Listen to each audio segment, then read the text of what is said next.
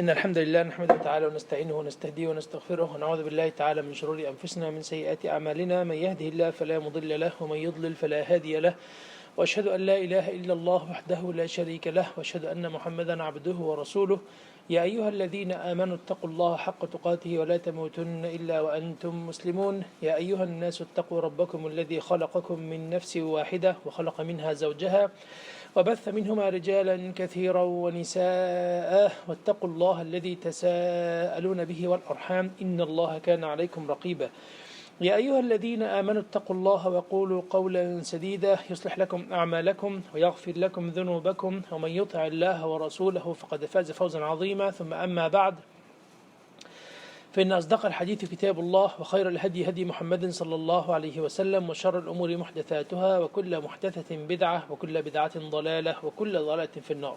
All praise is due to Allah, so we praise Him, return back to Him. We seek refuge with Allah from the evils of ourselves, from the evil consequences of our deeds. Whom Allah subhanahu wa ta'ala guides the right, there is none to lead him astray. And may His peace and blessings be upon Prophet Muhammad sallallahu alayhi wa sallam, his household and his companions. So today we go over the story of Prophet Ayub, translated in English as Job alayhi salam, and it is one of a kind. It is one of a kind. It is very common that when we give examples, back in the Middle East, at least as far as I know, in the Arabic-speaking countries, I don't know if like Turkey and stuff like that, I don't know if they use that example, but typically they say Ya Sabr Ayub. It's like, hey, this is the patience of Ayub. So when we hit the example of patience, we use Ayub alayhi salam as an example of patience, and today we know why is that. So Ayub alayhi salam lived as an extremely successful person. He was a prophet, married to a very beautiful woman. He had 14 kids. He had tremendous wealth. Land, fruits, vegetables, stuff that he owned, cattle, sheep. He extremely rich, servants serving him. You cannot get better than that. You are a prophet, you are worshipping Allah subhanahu wa ta'ala. He has given you all kind of blessings that you can get. But then suddenly, subhanallah, one day he gets sick, really sick. And he is in bed. And then the sickness ramped up real quick. And he almost is totally paralyzed. He can only speak. That's the only thing he can do. He can't move his body. He's lying in bed. And then, things started going in a very significant, difficult direction. And not only this, but actually it looks like, 1 week, 2 weeks, 3 weeks, 1 month, 2 months, he's not improving. He's just sitting there. He's in bed. And all his wealth starts fading away because of whatever situation they were at the moment. He starts losing his wealth a bit by a bit. And then the time appears it's just going. 5 months, 6 months, 7 months. And now his kids, for the reason only that Allah knows what was exactly happening, he starts losing his kids. So one after the other, news comes to him while he's lying in bed that, your son so-and-so has passed, your daughter so-and-so has passed. Imagine a person in this situation, what would be running in his head and in his heart. And news keeps coming. 1 year, year and a half, 2 years, they are telling him, you lost this land, you lost your cattle at this location, your wealth at this location has gone, you have lost this sort of, holdings that you have. 2 years, 3 years, 4 years, and his kids continue to die for Allah knows best what is it's a mysterious reason. He's losing the wealth until he came to a point where he lost all his wealth. And people started turning away from him. And sickness started appearing significantly on his skin. The people, would they go visit and look at him, they would be scared. So nobody actually wants to visit him anymore. And he has lost his money already. Unfortunately, when you are in a blessing, a lot of people are around you. And many of them are there just because you have the blessings. And the moment you lose it, they'll dump you. Right away, they will dump you. Right? A nature of life. It will never change. Right? Whenever you have the ni'mah, whatever ni'mah Allah gives you, strength, you are a very strong person, like given muscles and mashallah, good shape, or you are blessed with money, or you are blessed with anything, a lot of people will be around you. Very few of them will be there because they love you. A lot of them will be just because the ni'mah is there. So the ni'mah is gone, people are gone. People started abandoning him, and things are getting extremely tight. 6 years, 7 years, 10 years.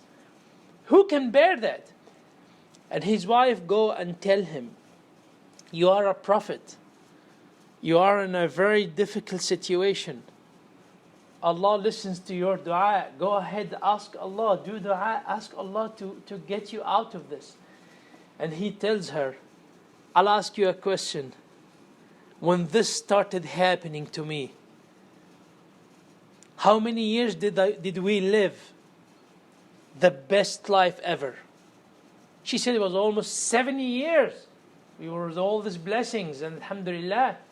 He said, good. So I don't have anything to complain. It just have been few years now. And he even refuses to say a single word of complaint. 12 years, 13 years, 15 years, all his kids has died. All his wealth has gone. His wife cannot find, even she can't feed him. She just want to feed him, that's it. She just want to feed him. Just the food that she can sit there and feed him. She starts going out and working as a maid. A maid, right? The person you bring, the servant you bring at home to clean your home. Do you understand? Where did she come from to? The woman who was living there in the nice place with all the money, with all the things, servants, people serving her, everybody standing at her feet. Beautiful, everybody wishes he would have married her. She's now working as a servant, as a maid. Just trying to get money to feed Ayub alayhi salam. His brothers were one day visiting him. They were standing there, they were looking at the situation he is in. And they say, you know what? They are trying to speak in a just whispering, so he could not listen. But he listened them. What they said is, look at Ayub, look at what he is doing. I believe what he has done is a tremendous sin. Something so major that Allah has done that to him. So when he listened, he started doing dua, talking to Allah subhanahu wa ta'ala. He says, Ya Allah, if you have seen me one night eating while knowing that there's another person who is hungry, if I did just even once, if even once I knew where I had clothes, that a person needed clothes, and I did not react, Ya Allah, make me truthful, give me tasdeeq to the situation I'm in, support me in that what I'm going through, that people are saying this about me. People abandoned him, people even stopped visiting him because of what happened to his skin externally and how he was looking. His wife, at some point, told him that I can't even get the servant job anymore. I can't even get that. And I don't know what to do. And one day, after she said that, she brought some food. And he's asking her, where did you bring that food from? You told me that you are done. You can't even get that servant job anymore. And she tells him, and he insists to understand what happened. She removes her hijab, right? And he sees her hair totally cut. She had to cut her hair to sell it, to bring food to feed him. And her hair was like so beautiful that people wanted even to buy her hair. Imagine the level he went from to. 18 years, 1-8. 18 years in this situation. 18 years, his wife is selling pieces of her to just feed him. And at that point, he does the dua. On that day, he talks to Allah and he does dua. And his dua was as follows. As Allah subhanahu wa ta'ala says, رَبِّ أَنِّي مَسَّنِيَ الضُّرُّ وَأَنْتَ أَرْحَمُ الرَّاحِمِينَ. That's it. What's the translation? He said, Ya Allah, my Lord. You know, calamity has touched me. And you are the most merciful. That's it. That's what he said. You imagine? Like, this is the first time he addresses what happened to him. After 18 years, all the kids have died, 14 kids have died, servants gone away, lost all his wealth. His wife was working as a servant. She even now started selling her own, her parts, like her hair and stuff. And the first time he makes a statement to Allah about this, he says, Ya Allah, this hardship has touched me. Look how careful he is as he is talking to Allah subhanahu wa ta'ala about the situation. And I want you to remember that. When you see a person who, for example, is extremely angry and yelling and what happened? I was trying to go out yesterday and go out for dinner, but this place closed and we were not able to. You imagine? You imagine now, as of today, how we react to things that happen to our life, to how Ayub alayhi salam reacted to what happened to him. So how did Allah respond? Once he said that dua, after 18 years, if you are in a position like this, before we proceed, what is the thing that would hit your mind? So let's say, may Allah subhanahu wa ta'ala protect all of us, Ya Rabbil Alameen, and does not hit up with any hardships at all. But what would happen to your mind in the bed when news is coming to you like, hey, you lost this, you lost that, and now you lost this, now you lost that, now you lost this, your kid so and so died, your kid such and such, your daughter such and such died. One of the things that will typically come to our mind is, well, if it was money only, money maybe would come back. But this is not money. Health, who knows, health comes back or not. But this is my kids, I wanted to, maybe spend time with them, run, play, do things, activities, and they passed. So whatever happens, there will be no compensation. It just can't be given back. You may not say, but something like this will be running in your mind. When you are losing and losing and losing on daily basis, right? You're losing, every day you're losing. 1 year you have been losing. For 5 years you have been losing. For 10 years you have been losing. For 15 years you have been losing. You say, I just don't think, there is a way out. But after 18 years, he does dua, and how does Allah react? As Allah subhanahu wa ta'ala says in the Quran, فَاسْتَجَبْنَا لَهُ فَنَجَّيْنَاهُ مِنَ الْغَمِّ. Allah subhanahu wa ta'ala says, أنا آسف فاستجبنا له فكشفنا ما به من ضر. So we listened to him, we heard his dua, and we removed that affliction, and ووهبنا له أهله ومثلهم معهم. On that day, when he did dua, Allah subhanahu wa ta'ala says in the Quran, told him, Urkud birijlik. Instructions came to him that, okay, now stand up. He's lying in bed. He's been lying for 18 years. And hit hard the floor. Hit the ground hard. So a person 18 years, he can't even move. And he's being told that this is the solution. Stand up and do that. He tries to stand and he moves. He can move. He stood up. He hits the ground as he was instructed, and suddenly, in his own home, water is gushing out from the ground.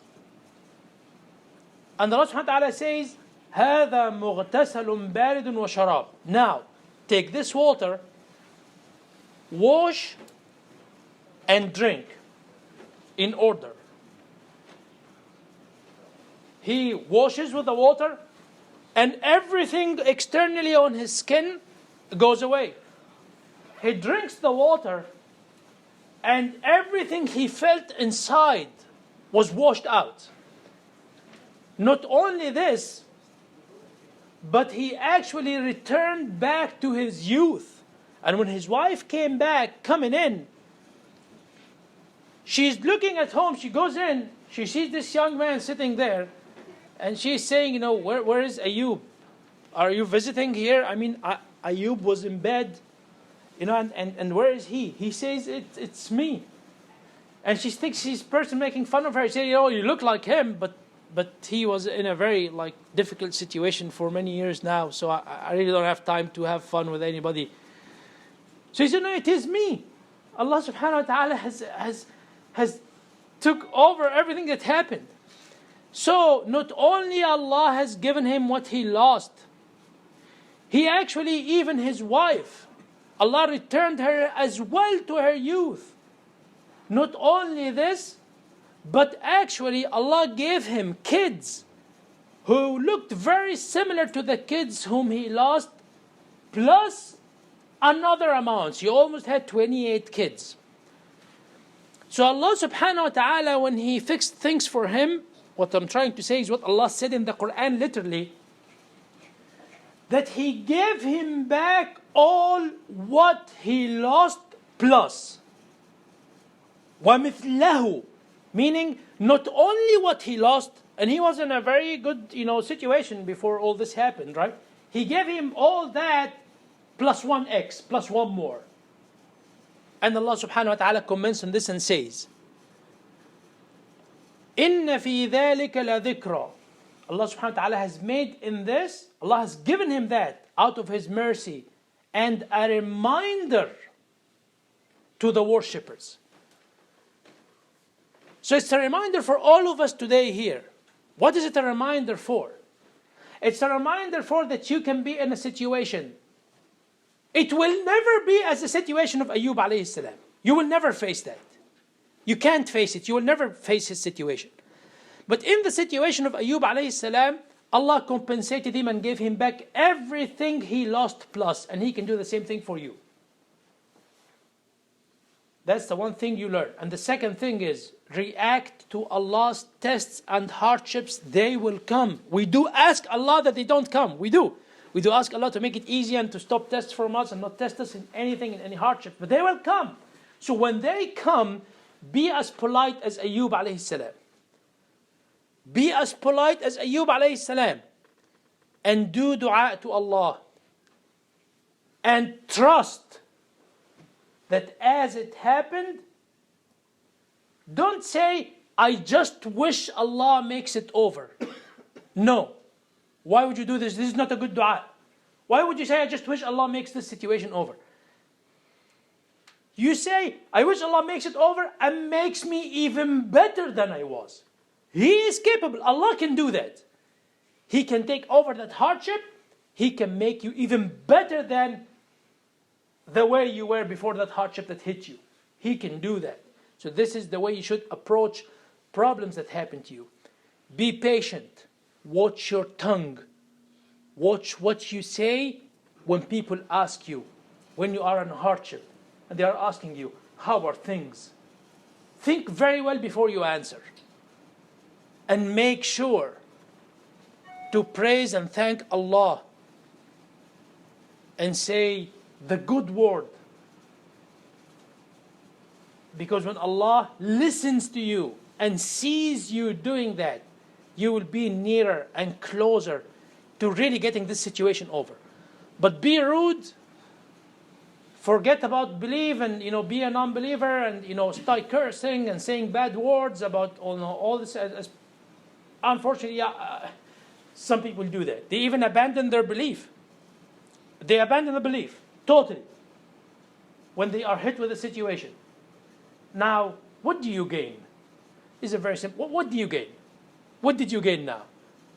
You, in fact, have multiplied the loss tremendously. And now there is no way out. Now there is no way out. So why would you do that? Why would you?